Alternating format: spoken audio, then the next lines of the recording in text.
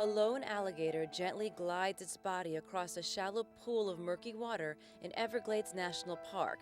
It is an impressive natural wonder that seems to extend to eternity as we glide over the iconic Florida wetland in an airboat. But the Everglades is actually shrinking, and Bob Johnson, a scientist who has worked in this park for nearly 30 years, has witnessed the change firsthand.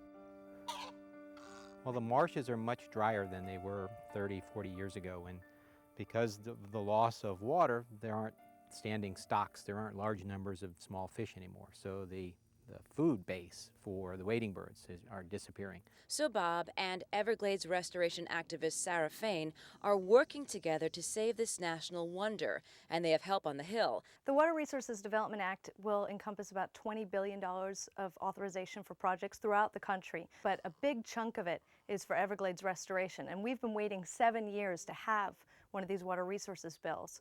But there's a problem. President Bush plans to veto the act once it reaches his desk, saying it's too expensive. The Congress has done what it's supposed to do. Now we're counting on the president to do what he's supposed to do. Florida Congressman Kendrick Meek voted in favor of the Water Resources Development Act and believes that there's enough bipartisan support to override the imminent presidential veto. This legislation is so very, very important, not only to Florida, but also to the United States of America and to the world. And so the fate of this ever-shrinking Everglades lies in the hands of politicians.